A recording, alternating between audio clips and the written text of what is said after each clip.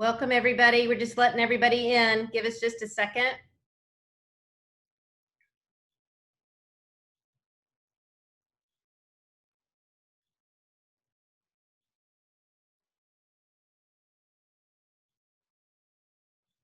All right.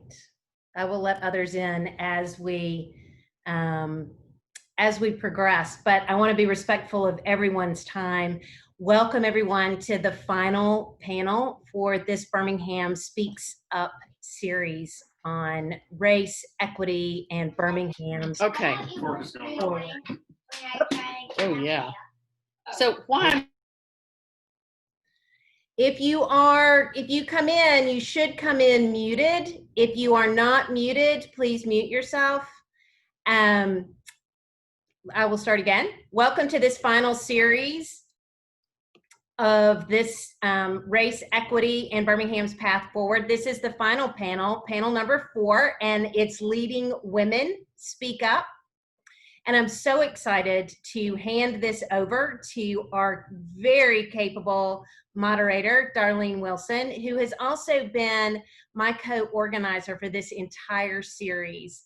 And I just want to take a second and just praise Darlene. The series would not have happened without her. And I have had it's been a delight. It's been a delight to work with you on this series, and I'm just so honored. I'm so honored to have been a part of it with you.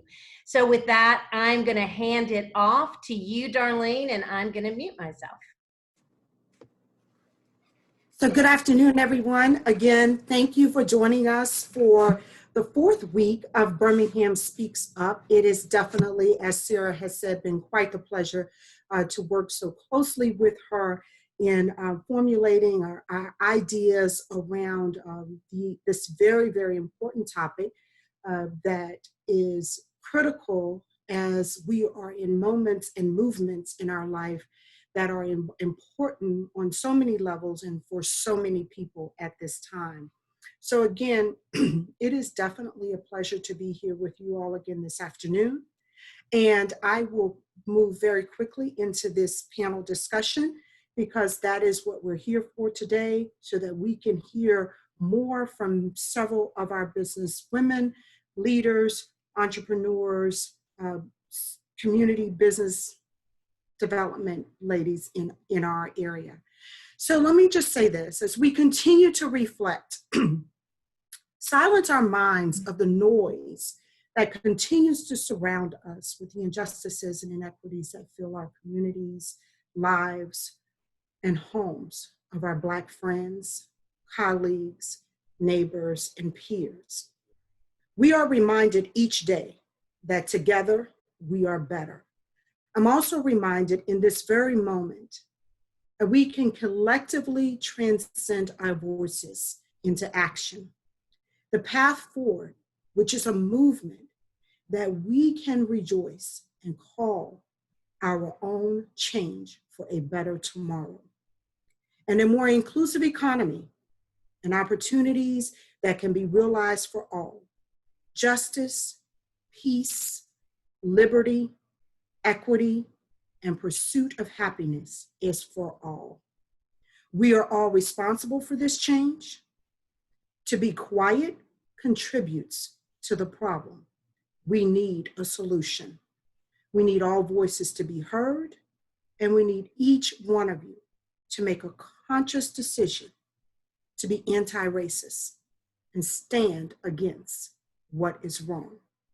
So this panel today comes together highlighting many professional women in our very own space that are working diligently for justice, equity, and equality. The news each day is filled with trauma, and we have almost adopted and accepted this as our very norm and our new norm. However, we are paying an extensive price related to the need for our individual and collective sanity. Most of us truly want out of this scenario. It is simply not who we are.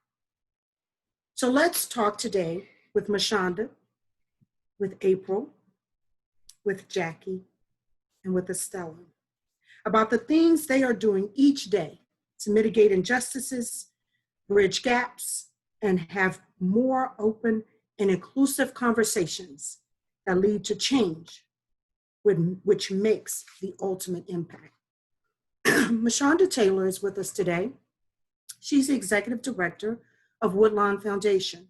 She works with community members, business leaders, academic institutions, partners, and government agencies to identify and document demonstrated needs in the Woodlawn neighborhood and create collaborative programs and partnerships to meet their needs. April Benitolo, she is the CEO of Momentum Leaders. Momentum is Alabama's premier women's leadership program, elevating a diverse group of promising women to achieve their full leadership potential to impact the cultural, political, and business environment of Alabama. Estella Tirado, program manager of HICA, the Hispanic Interest Coalition of Alabama. HICA is a community development and advocacy organization that champions economic equality, civic engagement, and social justice for Latino and immigrant families in Alabama. Jacqueline Jones, she is the CEO of One Degree Marketing, and she is a rising business and community leader in Birmingham. One Degree is a full-service marketing firm fueled by the best and brightest marketing and branding creatives who empower entrepreneurs and business owners via quality marketing services that will grow and sustain their business vision. Entrepreneurs, moms, wives, friends, and family members of entrepreneurs, her TED Talk is for you. The Unspoken Emotional Side Effect. Check her out. It's inspiring and it's real talk. So again, I'm Darlene Wilson. I'm the managing principal of Relay Accounting Management. I've been in business here in Birmingham for now 15 years. I do have some other business endeavors that I am involved in, and I'm happy to say that I truly am all things business, economic, and community development for the city of Birmingham and for our state inclusively. So Mashonda, we're going to get right into it with you. Let's talk a little bit about the vision of the Woodlawn Foundation. Woodlawn Foundation serves as a catalyst and facilitator for the transformation and revitalization of Woodlawn in Birmingham, Alabama, into a vibrant and sustainable community in which its residents have an opportunity to thrive. So the vision of Woodlawn Foundation is to grow a safe and healthy community where children learn and play, families live in quality housing, and parents work in stable jobs. Businesses thrive, and everyone contributes to the growth of Greater Birmingham. And at times, you all have been referred to as a community quarterback. You are now in your new role at Woodlawn Foundation. You're the executive director, but certainly not new to the works of the organization. I'm all over the vision of this organization, and I want you to speak now to how your foundation works tirelessly to sustain a community that is underserved, undereducated, and marginalized, and based primarily on race. What are you doing under your leadership that will directly impact and implode continued injustices and inequities that Black people face, and particularly in Woodlawn? Well, first and foremost, thank you, Darlene and Sarah, for having me today. I see a lot of friends online as well, so thank you for joining us in this conversation. First and foremost, I want to say that I saw the other Birmingham Speaks conversations, and I'm just really excited to be alongside of these amazing women doing some really great things in our city. But at the end of the day, speaking about Woodlawn Foundation and what we get to do every day, we are serving in a community that is sustainable and doing amazing things. When it comes down to our residents, they are the source and center of everything that we do. When I say that I do have a board of directors, that's one thing, but I have another board, and that is our residents. And at the end of the day, they direct and tell us what we want and what they want within their community. So when you're sitting there speaking to the vision, the simple things where children learn and play and people have stable jobs and sustainability is happening within our communities, we get to be the center spoke.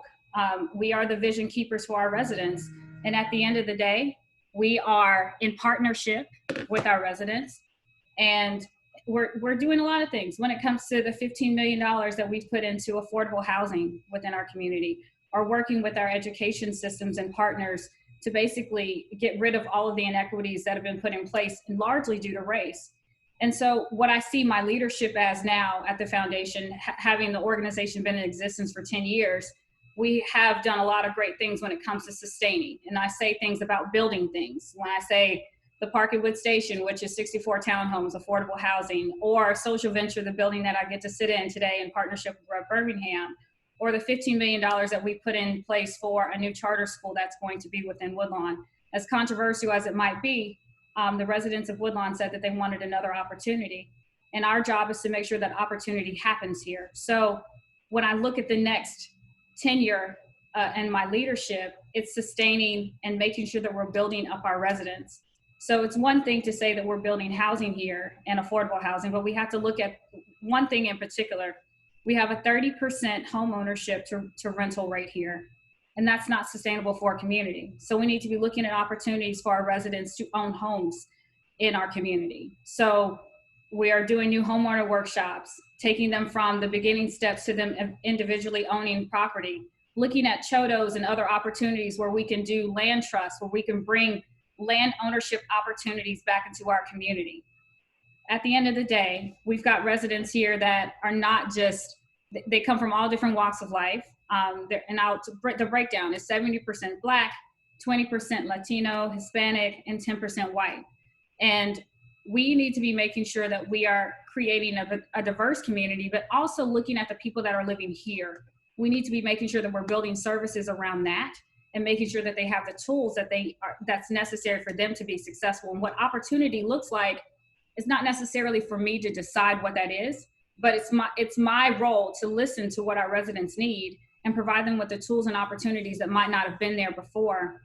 And so my team, that's what we do, and that's what we're rooted in every day. We're here to make sure that we're breaking down the barriers, looking at economic development and community development from a lens of what are the mechanisms in which communities are basically taking advantage of.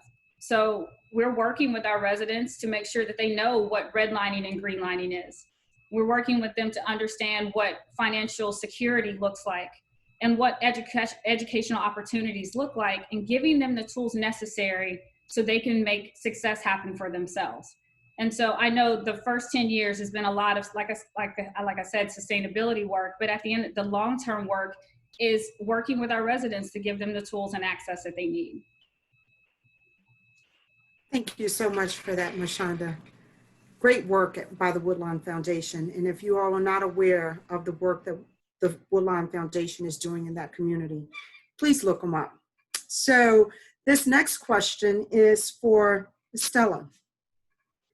And we're going to speak to the vision of HICA as well.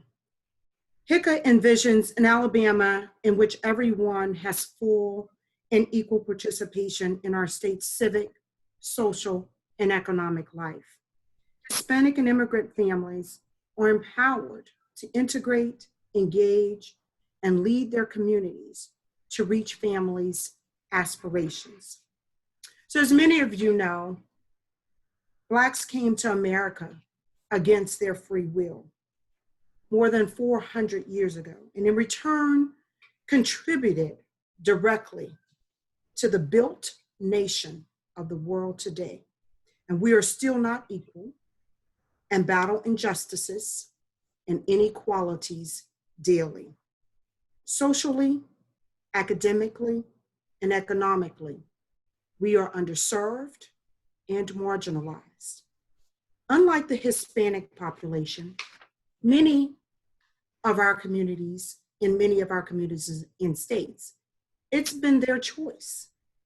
So what drives Hispanics to Alabama, where too many of them still face similar inequities and injustices as faced in the countries that they are fleeing from? Do you believe, as I do, that policy changes are what directly contributes to and impacts the path forward as we work in spaces to reduce such gaps, especially economically? Thank you, Darlene, and thank you, Sarah, for this space. I feel honored to be among the leaders of Birmingham and that hopefully together we can make a change. Yes, you said that people come to the United States by choice, and I, as a first generation Mexican American here in the States, I think that what the factor that drives persons here to flee their countries are hope, but also seeking human security. A lot of persons in our community flee violence, poor conditions of life, insecurity, and corruptions, but they come to the US with hope. The hope that they can find a job, provide for themselves and their families is more than enough for them. They know that sometimes coming here, they will face those inequalities that they do every day and those uncertainties, but they are sure that their rights and their quality of life would be better here than if they stayed back home. They have that security that if they want to open a business, they're going to have that security from the government, that they're not going to be hassled by organized crime, that they know that their kids will have a better education if they decide to stay here and go to schools, even if it's inner city schools that have poor quality or that are under budgeted, et cetera, but they know that their education is going to be better here than there. And that is also, they seek more value because they feel that in their countries, politicians and governments do not care about them and that they're leaving them there to die. And they come here, they go through Mexico, they go through the desert, but they come with that hope and they carry their scars for it. And that's a reminder for them that they know that here they're going to have a better life. And I totally agree that policy is needed to bridge those gaps, to close them.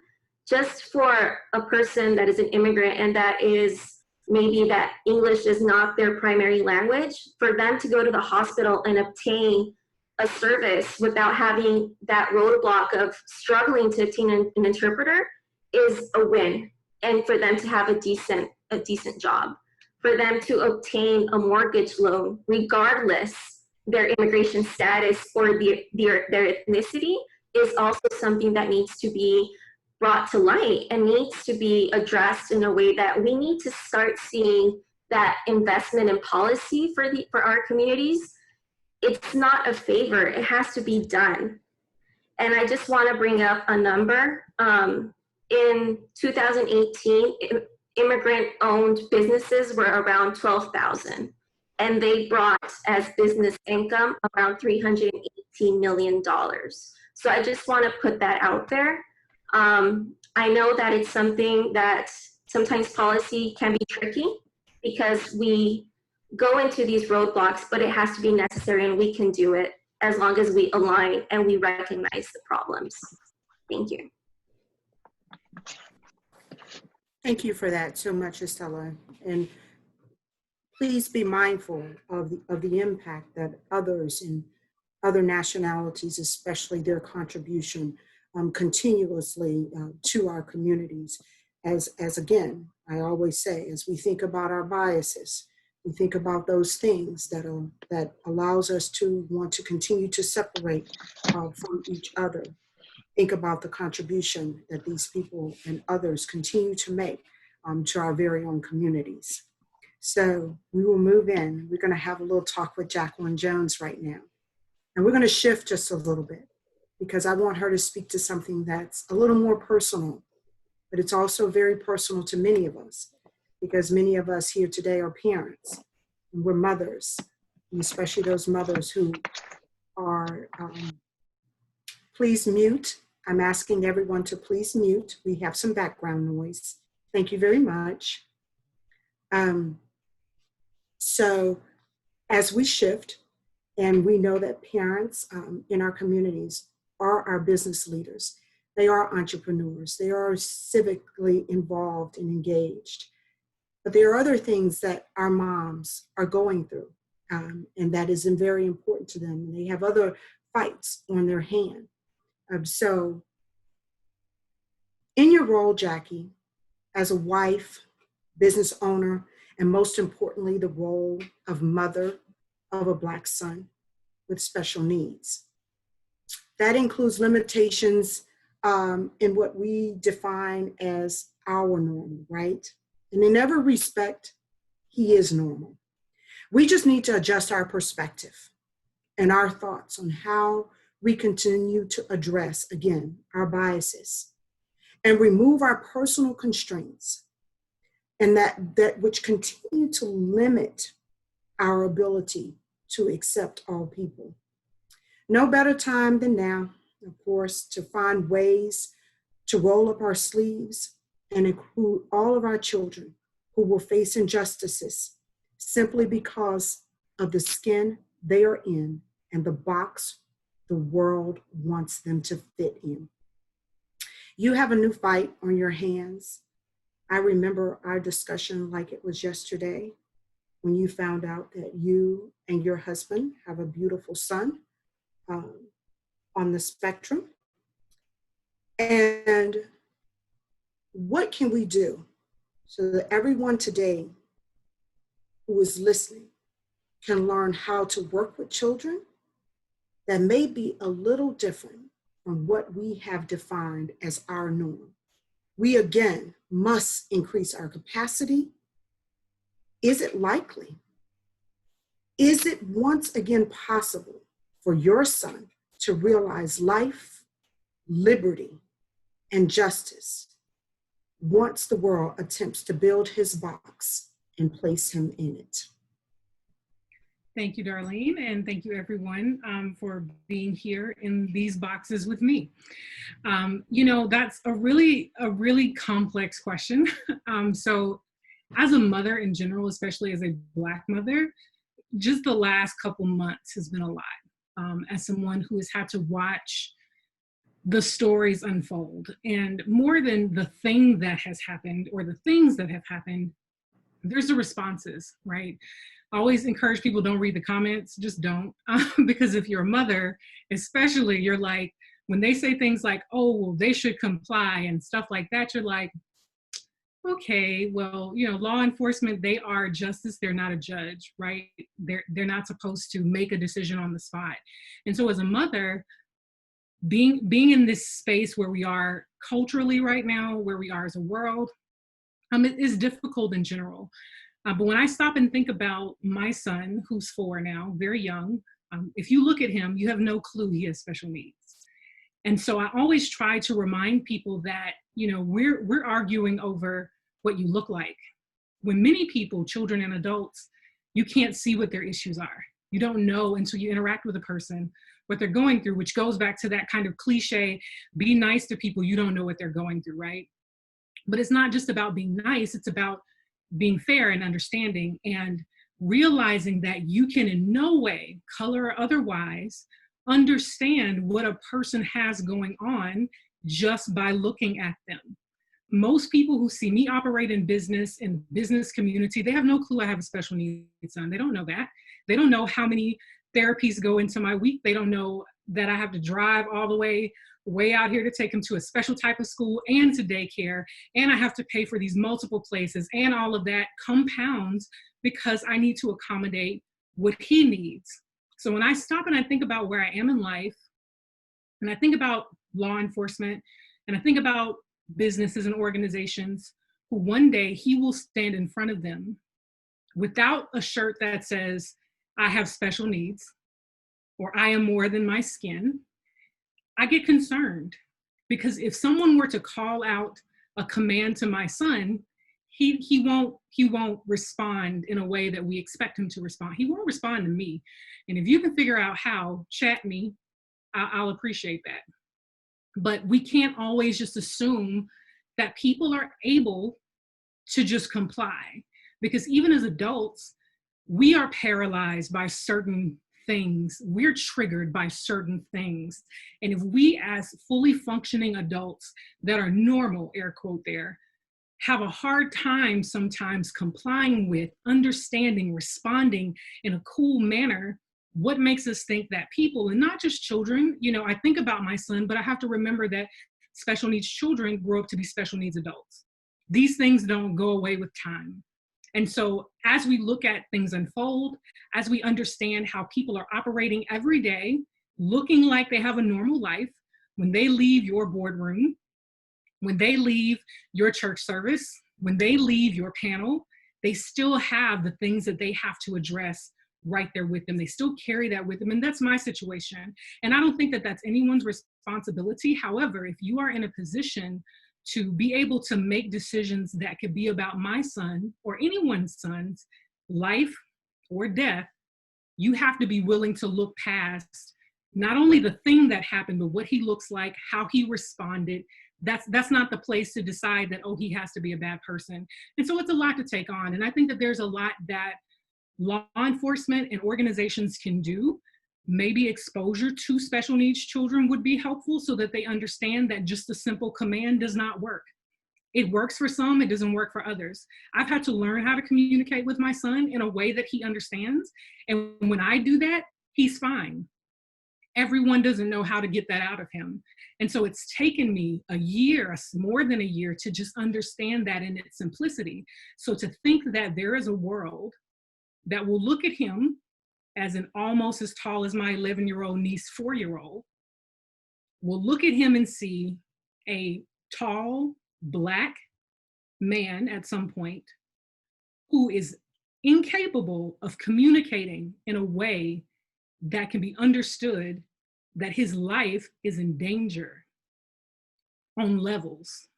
So beyond the fact that he's Black, beyond the fact that he's special needs, all of that compiled together makes me the most nervous mother in the world, likely.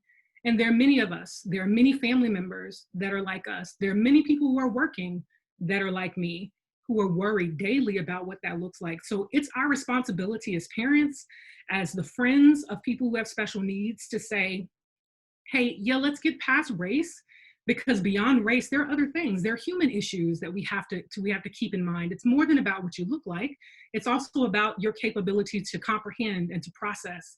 And if we don't take a broader view of that, if for no other reason than that white children also have special needs and Hispanic children have special needs, like that's a communication issue.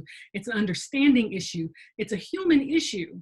But I have that human issue and a race issue. And that becomes a struggle. And I think that it's important that as people say things like Black Lives Matter, or they say things like all lives matter, that they understand that those lives are always complex, no matter what the color. And we have got to put that in a special place with a special priority to make sure that these children who grow up to be adults live in a world where they don't lose their life because they're incapable of, not because they're choosing, but because they're incapable of doing what you expect them to do. Thank you so much for that, Jackie. I mean, I think that we are learning each week that this is way more complex, right, than just the color of our skin. And we have so much to continue to unfold. But I do want to ask you a very quick question before I move on to April and really dive in with her. I want to ask you, what will be your role as you continue to kind of move forward from a policy perspective? How do you intend to impact policy, training, those conversations that truly are going to be necessary at that level to ensure that there's awareness, but not just awareness, but there will be direct impact in terms of protection for children with special needs? Hey, I've been seeing people with signage. I've been seeing people with, signs in their yards, notes on their doors, notes on their car windows. What does it take to save the life of that child who is unable to communicate based on what we consider the norm?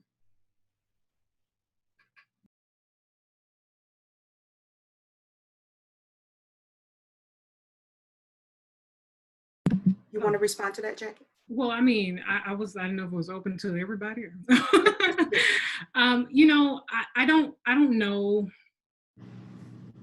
don't know that it's so complex. You know, it's so complex. And I think that the norm is a word that, though important in the English language, has got to not be the catch-all for, you know, how we expect people to be, right?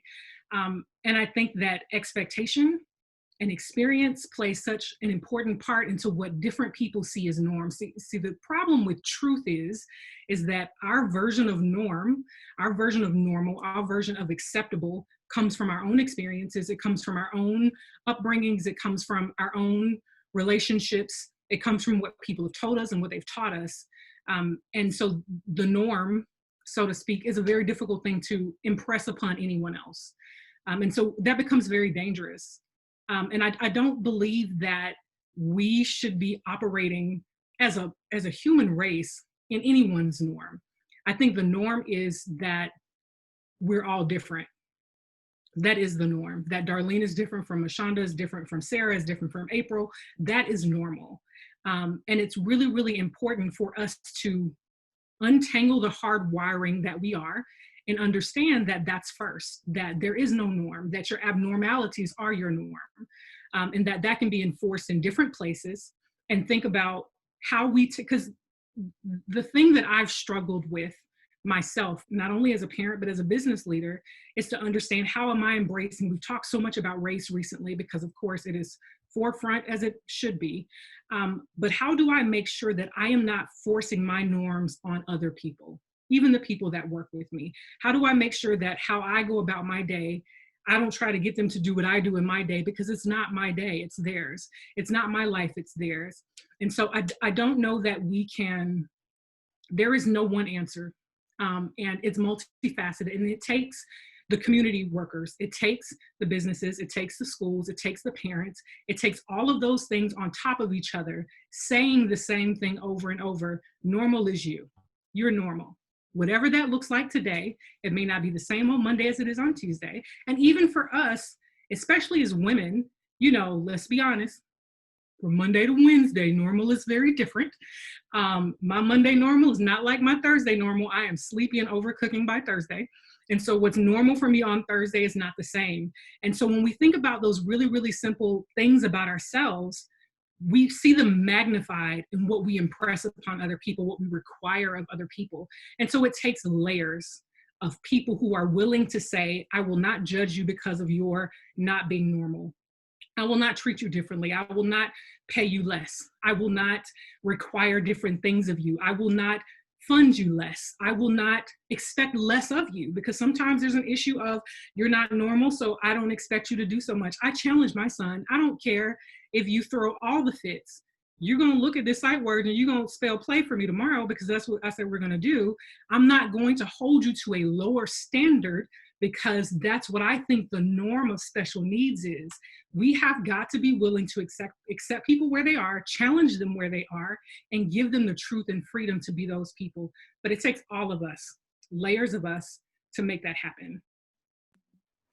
Thank you so much for that, Jackie. We're going to get on into April over here. April's doing some amazing things over there at Momentum. So Momentum's vision is for the leadership of our states, businesses, government, and institutions to reflect its constituents for a more equitable, innovative, and sustainable future in Alabama. Women, along with Blacks, have always been discriminated against, and the discrimination continues. We know that even today, women disproportionately are marginalized in our professions. We're intentionally left out of the conversations that make decisions for us, right? Our peers. And we're limited in the boardroom. Executive level positions, C-suite positions. We do the same job for less wages. And Black women, even for less for wages. What is the strategy to close this gap and to get more women at the table, making the decisions that impact other women? And will we see a rise in lawsuits that could likely impact corporations with obvious discriminatory practices in wages that force them to address such practices. April? Yes, Darlene, thank you so much for having me. And it's a challenge to go after those three women. They're amazing. So I want to address the first part of your question first. So that is, what's the strategy for closing the gap for women that are working, and to sort of make that field more equitable for everyone. And so when I say women, I'm obviously speaking about all women. I'm speaking about white women. I'm speaking about women of color. I'm speaking about Latina women. I am speaking about disabled women. So it's all of us. So, at Momentum, we've spent the past 18 years really working on honing those leadership skills that women need in order to attain those higher positions. And these are oftentimes the skills that they just don't get through mentoring or by emulation, because those role models weren't there for them before. So that skill set is still important, and we will always continue that work. I mean, it is thrilling to work individually with women, and over the course of the year, just see them just absolutely blossom and transform into these more confident leaders. So that will continue on. I think what needs to change at this point to really start moving the needle on closing the gap is that we've been working on those women and their skills for a really long time. And things are still, when you look at leadership in the state of Alabama, it's still at like 14% women, when women make up half the population. Is that democracy? I don't think so.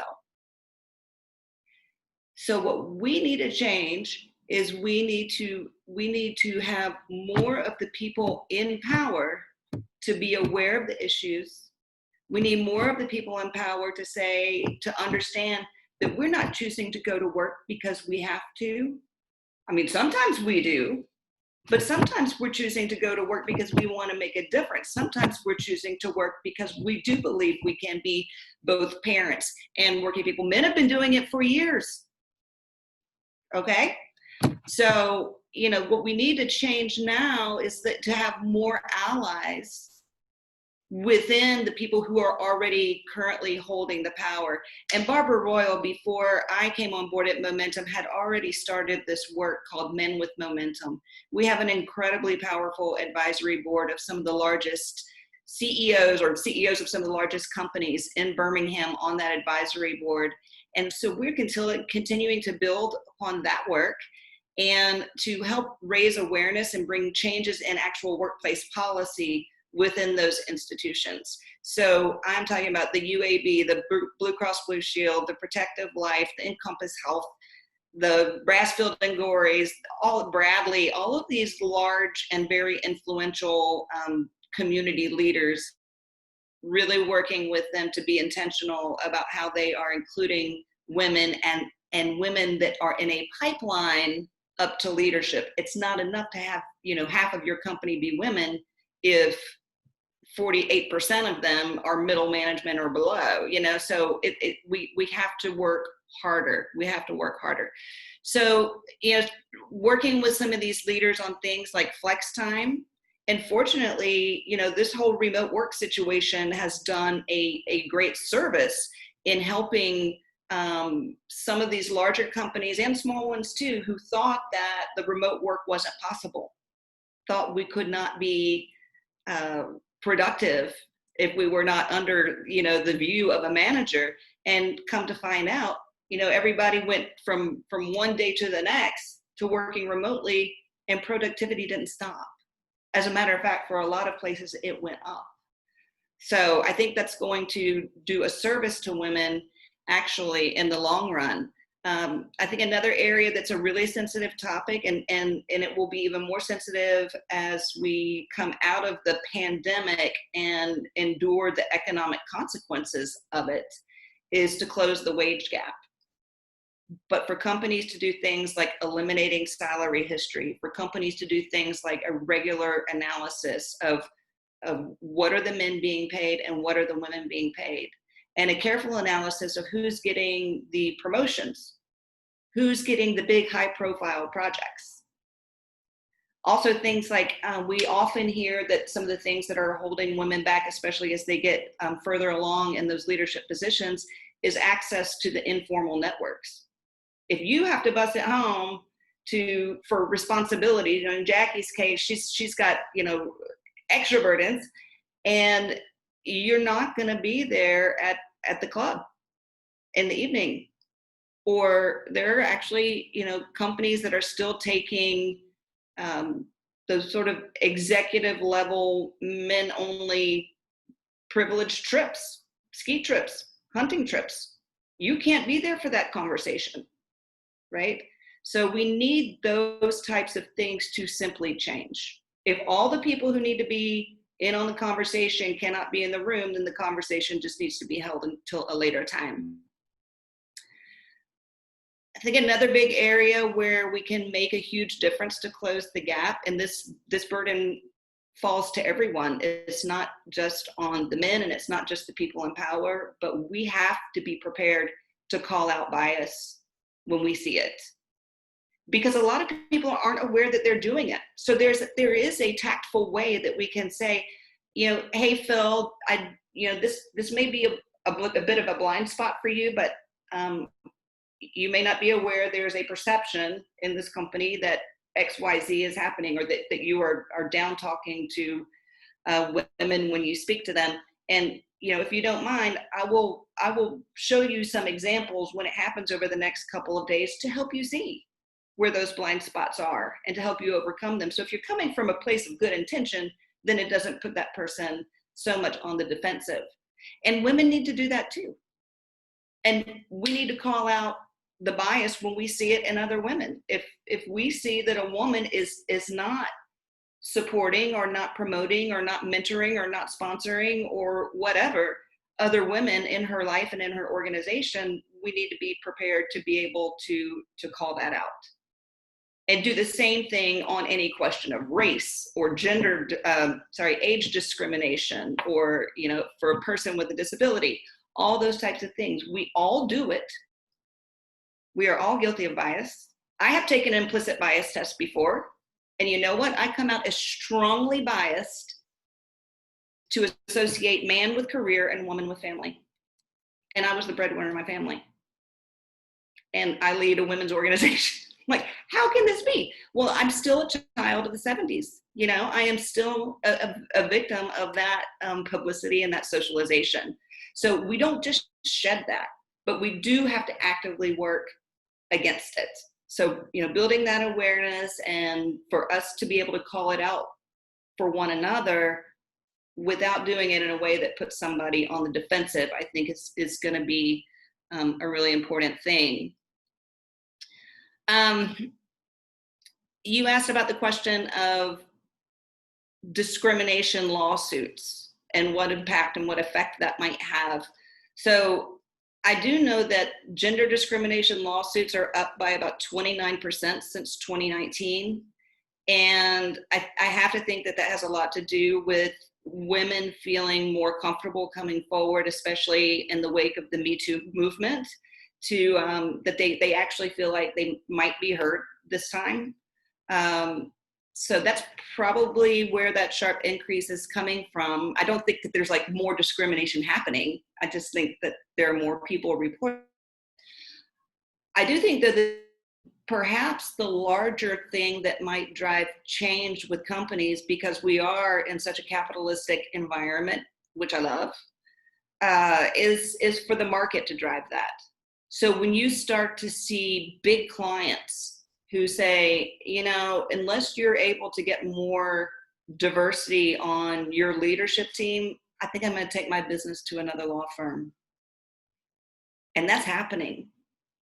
So when you have buyers and consumers that are committed to it, and you vote with your money, when you get with your financial advisor and you say, I don't want to invest in companies that look like this. I want to invest in companies that look like this. That's something that we can all do. And I think it will have a much bigger impact than the legal one on helping to close those issues. I just wanted to, this isn't part of those two questions, but I wanted to tack on to something that Jackie said earlier, and that is when someone leaves your place of work, be cognizant about what they are encountering once they leave that door. People of color call that code switch, when they have to come into work and act like I know how to work in a white environment, and then they leave and they return to the environment that they feel more natural, being their authentic selves.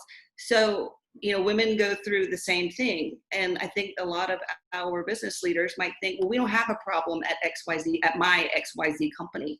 Well, first of all, you only think that because there is a problem somewhere, I guarantee it. And second of all, it's not just at your company that these people are facing this. It's when they go home and they take off their nice suit and their nice business clothes, and then they go out to the store and they get sexually harassed, or, they get followed around because of the color of their skin.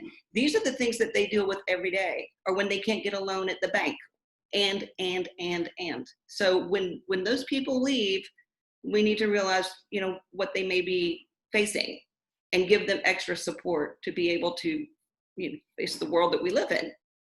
And then finally, if everybody truly understood their privilege, and to some degree, I think everybody on this call has some privilege, whether your privilege be in your race, or if it's in your gender, or if it's in your youth, or if it's in your being wise, if it is in your background, if it is in your education. We all have some level of privilege, and we need to look around and say, how does my privilege facilitate things in my life, and how can I facilitate things for others who don't experience the same amount of privilege that I do? And if we all did a little bit more of that and actively worked at it, then change would come about a lot faster.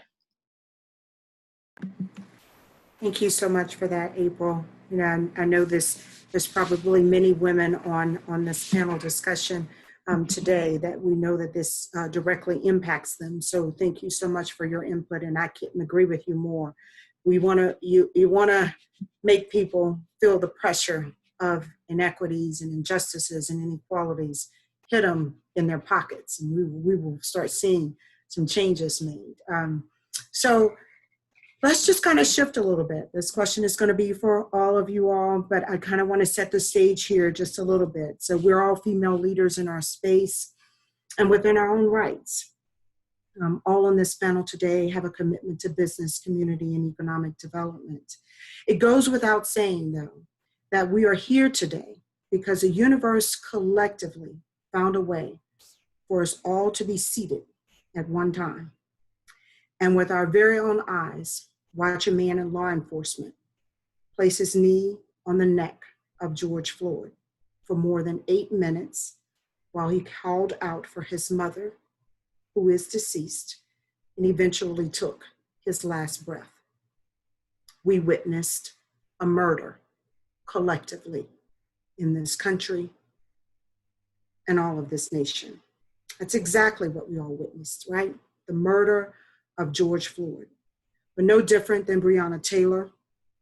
Not sure where the warrant is today, who signed the warrant, who was the warrant intended for, but she's dead. The modern day lynching of Ahmaud Arbery while jogging and stopping off to take a look at some new development. The young boy walking through the neighborhood with a hoodie on his head, looked suspicious some years ago and was killed by George Zimmerman. Innocent under the stand your ground law in that state. His name is Trayvon Martin.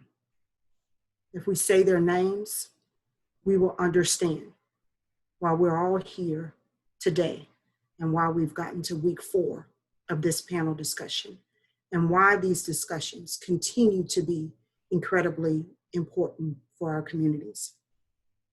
I would like for each of you to speak at this very moment, very candidly and very directly, to your individual roadblocks in your profession or even in your personal life that you would like to share with all those that are viewing. That's either race-driven, as a result of our gender as females? Tell us how you handle such situations and what lessons have you learned about yourself and your individual ability to rise above, but to also effect change in your businesses and your organizations that you support. So who's going first with this? April, go for it.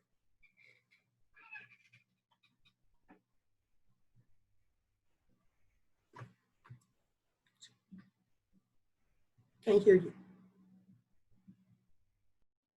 Sorry, I was doing my unmute with the space bar, but because my cursor was in the chat box, it doesn't work. So just know that. So everybody that doesn't know what I just did, if you're on mute, you can hold down your space bar. It temporarily takes you off mute. Zoom tip of the day. Can you just succinctly repeat that question so that I can start again?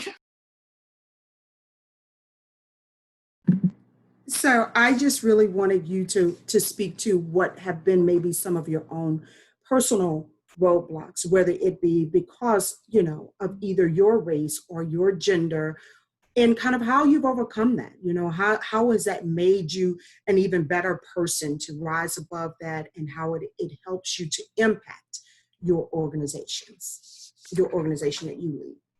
Super, yeah, right. So the main thing, I guess, for me is that because I was raised by a pretty, I would say a set of progressive parents. You know, my dad was very, very encouraging, and my mom was the steady, always there, certainly encouraging also.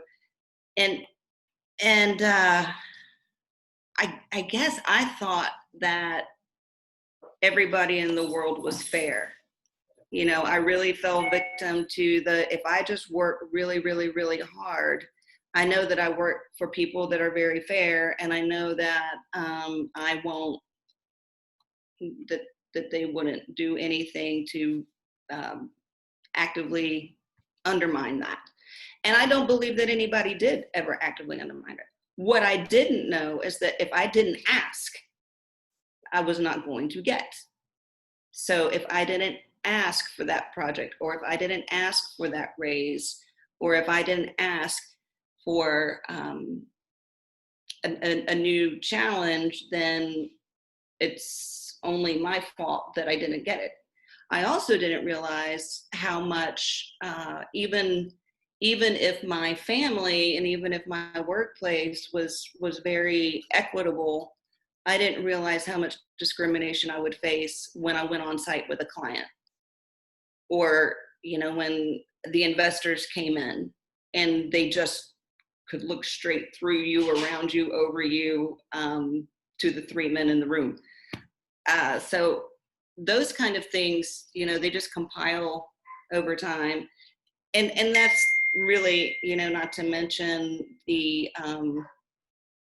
shame that comes with the sometimes just tiny microaggressions, but sometimes just overt sexual harassment. And it's something it's very difficult to come over. It's something that's very to confront, and I think it's something that almost every single woman has experienced at some point. And so that has to change. We have to be able to speak about those things, and those are a lot of the things that, you know, we really work on with momentum. You know, we work on getting women past that imposter syndrome, thinking like, I'm being given this opportunity, but if everybody only knew that I don't know what I'm really talking about. When the fact is nobody does, you know? I mean, we all have it, even men have it. They've just been taught since they were 5 that they have to, you know, be the biggest hot shot on the playground, or they're gonna get beat up. So, you know, we all go through these common things. If we would speak about them more, we would find out that woman next to me, she seems like she has it all together. She's having these same issues too. Thank you so much for that. I think you have to drop off now, April. But thank you so much for joining us on the I panel have another today. Zoom call at 5, and I don't think I can run 2 Zooms at once from the same device. That's right. Absolutely. I'm not really the greatest at logistics. My team at Momentum could tell you that, so I didn't think about that in advance. That's okay. It's been such a pleasure to be here. Thank you so much. And if anybody has any questions, certainly, Darlene, feel free to share my LinkedIn information, my email address with the participants today. I'd love to hear your thoughts. I saw a couple questions on the chat that I'd love to get to. Will do. We will get those to you. Okay. Thanks, April. Thanks. Bye, everybody. Bye-bye.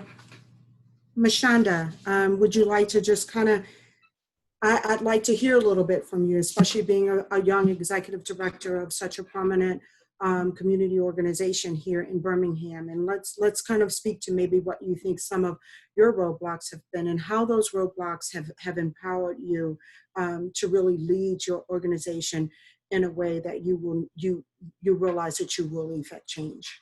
Oh, absolutely. And honestly, April hit upon something that all of us as women I know are dealing with at some point in time, and that's imposter syndrome.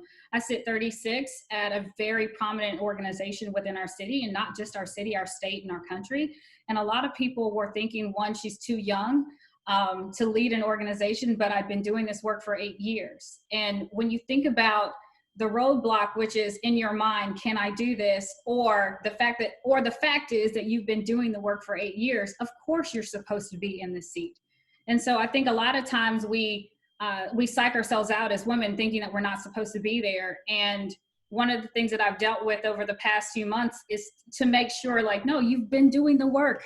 So you're supposed to sit in the seat. And then looking at my team, hiring internally and making sure that we are promoting internally, looking at our salary structures and making sure that it's not because of a person's age or someone's race, but making sure that they are in fact the right person for the job. And even education background. I think there are a lot of times we put these barriers in place for people and they make it so it's unattainable for us to get into these roles. In actuality, you know, so what, you might not have a college degree, but you've been doing 15 years of community organizing and work. So that's comparable to me. And I feel like we need to be looking at different things when it comes to that. And then honestly, when it comes down to allyship, I know that I sit in this seat, not because of just my own laurels. I sit in this seat because there are women like Darlene, women like Pat Hoban Moore, women like Sally Mackin, my colleagues in this work, Maisha Hutchinson, Marie King. All of these women have surrounded me, even men. JW, I gotta shout out JW Carpenter because I know he's hooked up half the people on this planet to be in position. But at the end of the day, I've relied on those relationships and I've nurtured those relationships. And that's what got me at the seat and at the table. But I'm not just sitting there. I'm making sure that other people are coming along with me, looking at women, particularly women of color who are sitting in positions, whether they're administrative and they want to sit in a leadership position and figuring out what is the path and the mechanism or the relationship to put you in position so you can lead. And I think it's time for us to have these conversations and look at our work, not just from one viewpoint, but looking at all aspects of what skills and what people bring to the table. And I'm just excited to now not just be at the table, but bring people alongside with me. Really, really good with that. We have 2 minutes, and I just want to shift really quickly because I want to hear a minute from Ms. Stella and I want to hear a minute from Jacqueline. I want to ask something very, very quickly to you ladies. Women are often asking for opportunities, right? And seeking growth and advancement, both personally and professionally. What can we do to create the path forward? And how do we ensure that along with others, that we begin standing on the right side of the fence? And that means supporting each other as women. So take a shot at that for us, Estella. Thank you. Well, I'm fortunate right now to work in an organization that 95% of its staff is women. So I think that HICA is an organization that has empowered us and that has shown us, and I think it's necessary that we make ourselves heard, because we are seen, we're just not heard. And that we need to continue knocking, banging on those doors, or even letting ourselves in. We need to be more present at the tables of decision, making sure that we advocate for ourselves, but also reprogram that chip in society and in our community that we need to advocate more for women. And we have to start with ourselves. Just piggybacking a little bit on your question before, I have to do that for myself because I was passed on a promotion for being a woman, a Hispanic married woman, because they thought that I had to ask for permission to go on business trips. And even when I had to go on those business trips, it was, oh, please check with your husband first. And I'm like, no, that's not happening. If it's part of the job, I'm going to do it. And like many women, I'm the breadwinner at home. I'm the main breadwinner. And there shouldn't be a bias or this idea that I have to ask permission. So it's just making sure that we reprogram people and that to know that we are ourselves and that we are capable of making our decisions. But we need to plant that seed of advocating for ourselves and plant that seed in our community to let them know that it is important that women have equal rights not only at work, but also in society. So that's my 2 cents regarding your question, Darlene. Thank you so much. Jackie, you want any last input on that? Sure. I think that at the root of all things, and especially this question about women supporting women and how we help make sure that happens, Estella just said, we have to help kind of reprogram other people. I think it's important to understand that the same things that have influenced people to the biases that we are fighting against have also influenced us. And sometimes we are so busy fighting against other people who are not women, treating women a way that we forget that we treat each other that way. And I think that it's important to do the self-work of recognizing your own biases. Like April had said, she did an implicit bias test and she realized, oh my goodness, I'm also biased. We're all biased in some way because again, the media, the culture that we've grown up in, the TV shows that we've watched, like I used to love Cosby Show, like so much. That's like the dream family, right? But it gave me at least a balance of some sort. But you can still see the roles being played out and that kind of thing. And so we all have that. And so I think there's self-work that we have. I'm big on self-work and responsibility as we are citizens and whole people in society. But we have to pause as women, look at ourselves and remind ourselves when we feel that bit of jealousy or fear or anxiety rising up inside of us when another woman sits beside us, to say, oh, let me scoot over because there's room for her too. And I think that has to happen first because I know it happens to me. And I have to manage my emotions often in the moment to say, why are you thinking that? Don't say it out loud. Don't even say something underhanded out loud, because sometimes we do it in passing. We're just like, oh, well, I expected that, but we don't say, oh, she sucks, right? So we feel like because it's not direct, we aren't still acting in the same bias, but that's not true, we are. And so we have to stop and, like April had said earlier, pause and look at our own biases, look at the feelings that we have as things play out in front of us, and practice in the small spaces congratulating other women, saying other women's name, giving them credit, being the example to the world of how to treat women who are doing well, how to say, oh, you need to talk to so-and-so, she's amazing, instead of, and also when they say things about themselves, they say, oh, well, it's just what I do. No, it's what you did. You deserve credit. You are amazing. And when I grow up, I want to be like you because you're great. We have to practice in the smallest spaces, encouraging each other and fighting down our own bias to say there's not room for another Black woman beside me, another minority woman beside me. Women, that's a double minority there, but woman, person of color. But there has to be room to say, hey, I will scoot over for you because the space they left for us, it's space for one, but we can share this chair. We learned that as teenagers, let's sit in the same chair together. And sometimes that has to happen, but we have to be willing to scoot over ourselves. So before we beat up the whole world, or while we beat up the whole world, because they need to beat down too. So while we beat the world up, I think it's important that we really look at ourselves as women and figure out, how can I celebrate women in all the spaces, including myself, and be the example of how the world should treat people who are like me. Thank you so much, ladies. So I was definitely a better moderator because I could not have sat beside these amazing women on this panel today. What a great discussion. Again, I thank everyone for joining us today for our panel discussion. Look for Sarah and I to come back in a few weeks with another series of panels. We will continue this discussion. We know more than ever now that this continues to be a very important conversation for all of us. It is dialogue that we are all yearning for in our communities as we work together and tirelessly for the injustices, inequities, and inequalities of all people, as we are seeing it happens with Black people, it happens with brown people, what happens with our females, what happens with our children with special needs. We have so much work that needs to continue to be done in our communities. But I encourage each one of you to not just listen, be a part of a conversation that makes you uncomfortable so that there can be a better tomorrow for all of us to live. Thank you again for joining us. See you all again soon, and may peace be with all. Bye, everyone.